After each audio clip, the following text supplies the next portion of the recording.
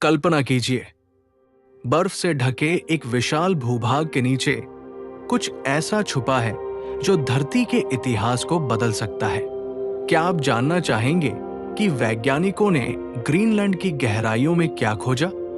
उत्तर पश्चिम Greenland के दूरस्थ इलाके में अंतर्राष्ट्रीय वैज्ञानिकों की एक टीम ने एक चौंकाने वाली खोज की है।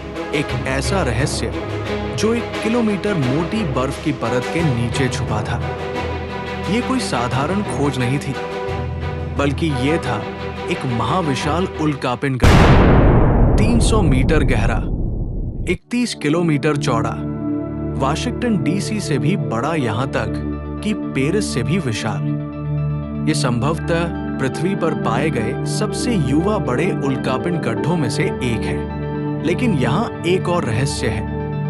ग्रीनलैंड की विशाल बर्फीली चादर ने इसे हजारों या शायद लाखों वर्षों से छुपा कर रखा था, और फिर भी वैज्ञानिकों का कहना है कि यह हमेशा हमारी नजरों के सामने था, हिडन इन प्लेन साइट। आखिर इस क्रेटर का पता कैसे चला? सब कुछ शुरू हुआ एक चट्टान, एक नक्शे और कोपेनहेगन के नेचुरल हिस्ट्री म्यूजियम में वैज्ञानिकों के एक अद्भुत अवलोकन से। ये वैज्ञानिक हर रोज वहां रखे एक बड़े लोहे के उल्कापिंड के पास से गुजरते थे, जो दशकों पहले ग्रीनलैंड में पाया गया था। और फिर एक दिन उन्हें एक नया नक्शा मिला, ग्रीनलैंड की बर्फ के नीचे की जमीन की टोपोग्राफी दिखाने वाला नक्शा। ये डेटा मुख्य रूप से नासा के B-3 विमान से 2 दशकों में एकत्र किए गए बर्फ भेदी रडार आंकड़ों पर आधारित था। इस नक्शे में कुछ क्षेत्रों को अब भी समझने की जरूरत थी, खासकर हियावाथा ग्लेशियर के पास की एक अर्धवृत्ताकार आकृति।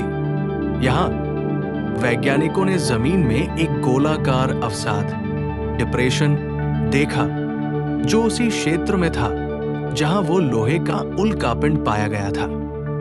मई 2016 में वैज्ञानिकों ने जर्मन शोध विमान पोलर 6 को इस क्षेत्र में भेजा, जिससे अत्याधुनिक बर्फ भेदी रडार का उपयोग कर क्षेत्र का स्कैन किया गया। ये रडार बर्फ के अंदर तक जाकर उसकी मोटाई और आंतरिक संरचना को माप सकता था। इस डाटा की जांच करने पर वैज्ञानिकों ने देखा कि बर्फ के नीचे एक कटोरे जैसी आकृति और केंद्रीय चोटी मौजूद थी। ये एक क्लासिक प्रभाव क्रेटर, इंपैक्ट क्रेटर की निशानी थी।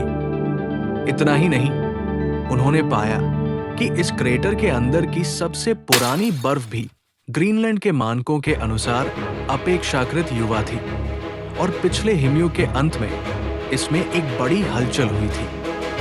इसके बाद वैज्ञानिकों ने इस स्थान का दौरा किया और वहां बहने वाली नदी के तलछट में कुछ ऐसे क्वार्ट्ज के कण पाए जिन पर अत्यधिक दबाव और तापमान के प्रभाव के निशान थे। यानी ये उल्कापिंड टकराव का पक्का प्रमाण था। मॉडल्स के अनुसार ये उल्कापिंड 1 किलोमीटर से भी अधिक चौड़ा रहा होगा। हियावाथा क्रेटर पृथ्वी पर अब तक खोजे गए 25 सबसे बड़े उल्कापिंड गड्ढों में से एक है, और पहला जो किसी बर्फ की चादर के नीचे पाया गया है। ये क्रेटर आज भी स्पष्ट रूप से एक उल्कापिंड गड्ढा जैसा दिखता है, हालांकि ये तेजी से घिस रहा है।